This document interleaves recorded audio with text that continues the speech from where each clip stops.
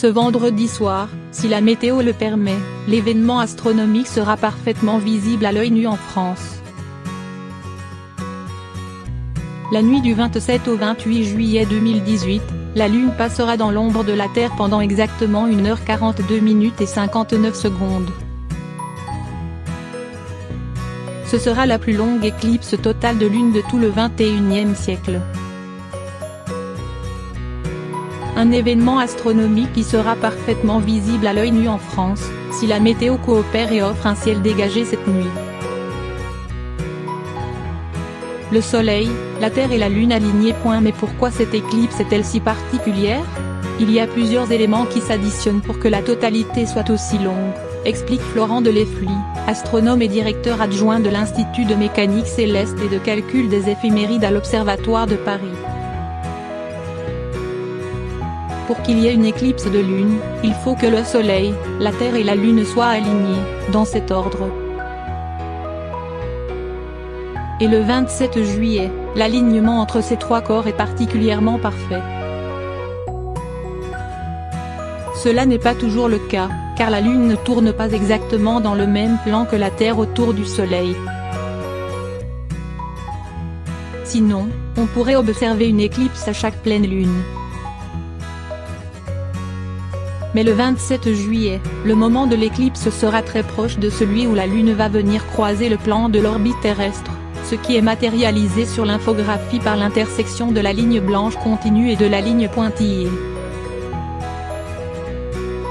C'est un paramètre qui fait que la Lune va passer bien au centre du cône d'ombre projeté par la Terre, avec un trajet qui sera le plus long possible, bien plus que si la Lune n'avait fait qu'effleurer ce cône. Ce sera ce que les astronomes appellent une éclipse totale centrale.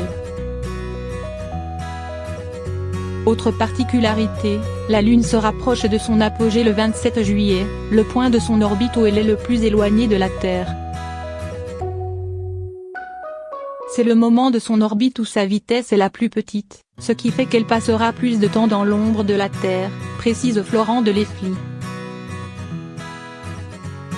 Et c'est cette configuration céleste assez rare qui fait que le phénomène sera le plus long du siècle. Et pour ce type de phénomène astronomique, les incertitudes sont extrêmement faibles. Les heures de début et de fin du phénomène sont connues avec une précision meilleure que la seconde. Plus que les incertitudes sur les positions des astres dans le système solaire, qui sont connues avec une précision prodigieuse, ce sont les variations de la rotation de la Terre qui peuvent apporter des erreurs de quelques secondes quand on essaie de prévoir l'événement plusieurs années à l'avance. La couleur de la Lune pendant l'éclipse est liée à la structure de l'atmosphère terrestre, comme son taux en particules ou la quantité de nuages sur le trajet de la lumière.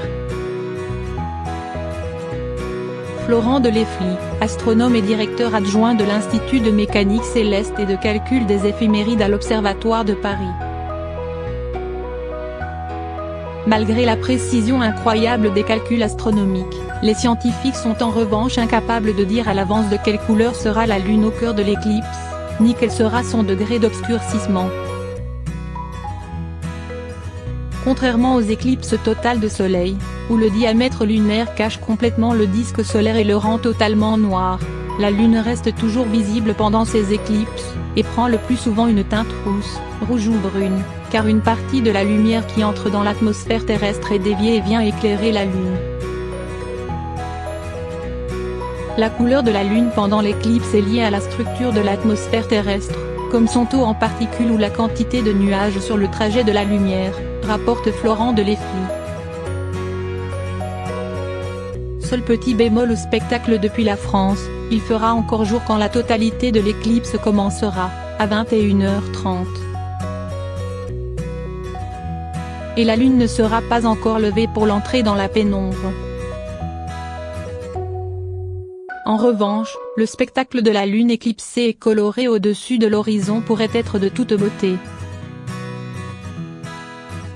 Et contrairement aux éclipses de Soleil, celle de Lune ne présente absolument aucun danger pour les yeux.